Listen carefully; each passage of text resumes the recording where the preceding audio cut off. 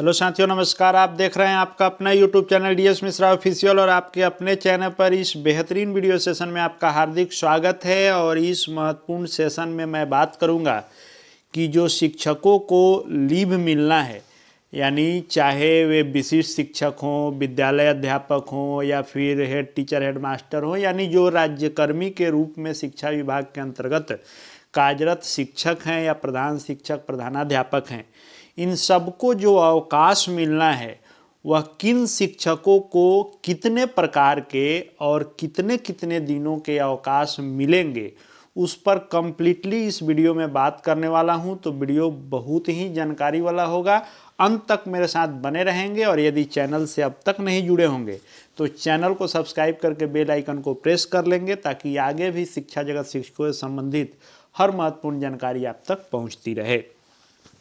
तो लीव का जो पूरा मामला है उसको समझने के लिए हम लोग आइए देखते हैं एक एक करके जो स्कूल लॉगिन के तहत पूरी जानकारी ई शिक्षा कोष पर अपडेट है। आइए उस नए अपडेट लीव के बारे में हम लोग देखते हैं। तो जब लीव वाले सेक्शन में जाया जाता है स्कूल लॉगिन से और अप्लाई लीव फॉर टीचर वाले में आप जाएंगे, तो आपको पहले मैं बता देता हूं कि किन शिक्षकों को कितने प्रकार की छुट्टी मिलनी है।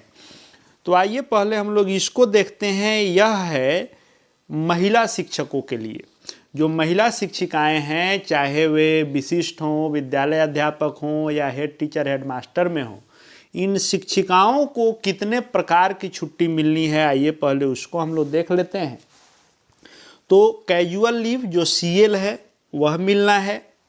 उसके बाद एक है आपको कॉम्पनसेटरी पेड लीव, यह है क्षतिपूर्ति अवकाश। उसके बाद है अर्न लीव, यह है अर्जित या उपार्जित अवकाश। उसके बाद एक है एक्स्ट्रा ऑर्डिनरी लीव, यह है असाधारण अवकाश। हर अवकाश के बारे में भी हम लोग समझेंगे कौन किस परिस्थिति में किनको मिलता है। उसके बाद है आपको महिलाओं को मिलने वाला अवकाश मैटरनिटी लीव, मातृत्व अवकाश। उसके बाद मेडिकल लीव, चिकित्सा अवकाश। उसके बाद है special casual leave for voting purpose only, voting के दिन जो आपको छुट्टी मिलती है उसके लिए है। उसके बाद जो एसएल होता है वह स्पेशल लीव महिलाओं को मिलना है। उसके बाद स्टडी लीव मिलना है। वैसे ही पुरुष शिक्षकों की बात करें तो एक दो छुट्टी में ही अंतर है, बाकी सब छुट्टियां दोनों को समान है। जैसे कैजुअल लीव सीएल है तो यह महिला पुरुष दोनों को मिलना है। उसके बाद कंपनसेटरी पेड लीव है जो आपको क्षतिपूर्ति अवकाश है, यह जो है दोनों को मिलना है। उसके बाद अर्न लीव जो अर्जित अवकाश है वो भी दोनों को मिलना है। एक्स्ट्रा ऑर्डिनरी लीव है, ये भी दोनों को मिलना है। मेडिकल लीव दोनों को मिलना है। अब यहाँ आ जाता है पैटर्निटी लीव और महिलाओं को मैटर्निटी लीव, यानी उसमें मातृत्व अवकाश है, इसमें पितृत्व अवकाश है। Special casual leave voting purpose के लिए दोनों को मिलना है, स्टडी लीव दोनों को मिलना है। अब आइए हम लोग एक एक करके देखते हैं कि कौन सा लीव किनको किस स्थिति में कैसे और कितने दिनों का मिलेगा। आइए इसको हम लोग देखते हैं। तो ये हो गया कैजुअल लीव यानी सीएल, जो सभी को मिलना है, विशिष्ट हों, विद्यालय अध्यापक हों, हेड टीचर, हेड मास्टर हों, नियमित शिक्षक हों, नियोजित हों, सबको मिलता है। लेकिन यह हम लोग ई शिक्षा कोष पर देख रहे हैं तो यहाँ सभी की बात हम लोग कर रहे हैं कि यह जो मिलना है यह आपको टोटल 16 मिलना है। नए वर्ष पर अपडेट हो गया है, 16 सीएल सबको मिलना है। तो यह महिला हो पुरुष हो सभी को 16 सीएल आपको दिए जाने हैं। अब हम लोग आ जाएं स्पेशल लीव, यह है एसएल विशेष अवकाश, विशेष आकस्मिक अवकाश जो है यह महिलाओं को मिलना है। तो ये जो मिलना है 24 मिलना है, 24 मिलना है यानी 12 महीने में हर महीने में दो दो मिलना है, कुल 24 यह विशेष आकस्मिक अवकाश जो है एसएल मिलना है। यह विशिष्ट हो, विद्यालय अध्यापक हो, प्रधान शिक्षक हो, प्रधानाध्यापक हो, नियोजित हो या नियमित हो, सभी महिलाओं को यानी शिक्षिकाओं को ये मिलना है हर महीने में 24 स्पेशल लीव एसएल। उसके बाद ये हो गया अर्न लीव, अर्जित या उपार्जित अवकाश। यह हर महीने का हर साल का 11 आपको मिलना है, लेकिन पूरे सेवा अवधि में आप 300 दिनों का ही जमा कर सकते हैं, जिसका जो है अंत में आपको जोड़ करके राशि भी मिलती है। लेकिन साल के अनुसार आप देखेंगे तो अभी आपको यह 11 यहाँ पर दिखाई देगा, जो एक साल का आपको दिखाई देगा। 11 अर्जित अवकाश ये आपका मिलना है। उसके बाद आप बात करें तो यह है एक्स्ट्रा ऑर्डिनरी लीव। यह होता है असाधारण अवकाश और यह आम तौर पर आपको अवैतनिक होता है, यानी वैसी परिस्थिति जो आपको एक्स्ट्रा ऑर्डिनरी यानी असाधारण है, आपको आप सर्विस करने में असमर्थ हैं, तो आपको 30 दिनों का यह मिलेगा, लेकिन इसके लिए आपको वेतन नहीं मिलेगा। बस इस लीव में आप जाएंगे तो सेवा में टूट नहीं होगी, लेकिन वेतन नहीं मिलेगा। यह सुविधा एक्स्ट्रा ऑर्डिनरी लीव में दी जाती है। उसके बाद बात कर लें तो यह है मैटरनिटी लीव यानी मातृत्व अवकाश। यह शिक्षिकाओं को मिलना है, यानी जो किसी भी संवर्ग की शिक्षिका हैं, प्रधान शिक्षिका हैं या प्रधानाध्यापिका हैं, नियोजित शिक्षिका हैं, सबको यह मिलना है।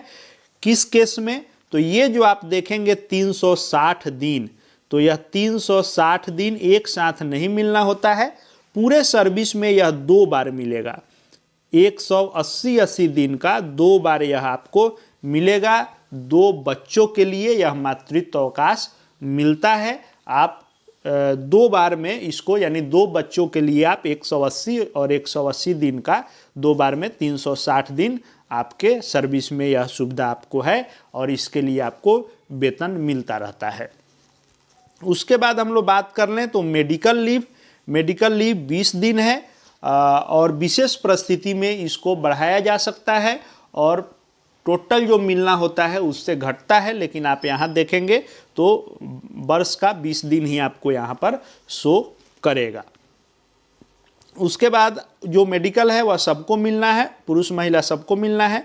उसके बाद एक लीव है special casual leave for voting purpose only.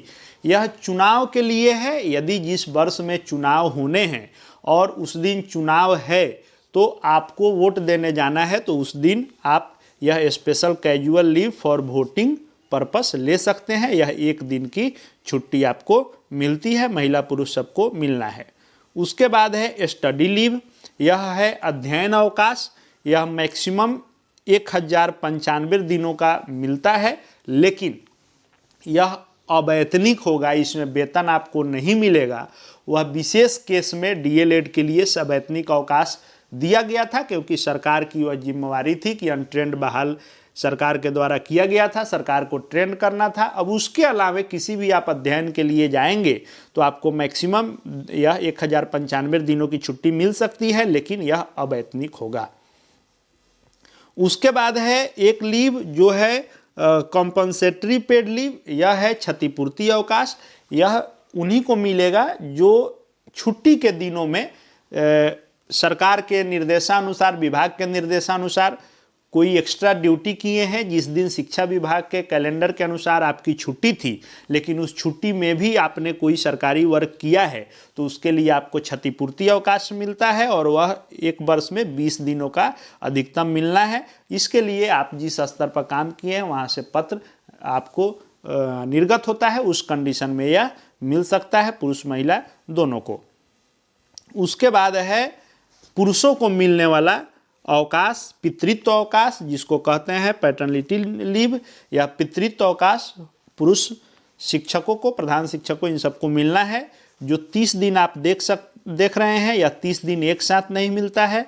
यह 15-15 दिनों का 2 बच्चों के लिए 30 दिन का मिलता है। जैसे महिलाओं को मातृत्व अवकाश है 180 और यह 2 बार मिलना है 360 दिनों का, वैसे ही पुरुषों को 15-15 दिन का 2 बार 2 बच्चों के लिए ले सकते हैं 30 दिनों का पितृत्व अवकाश।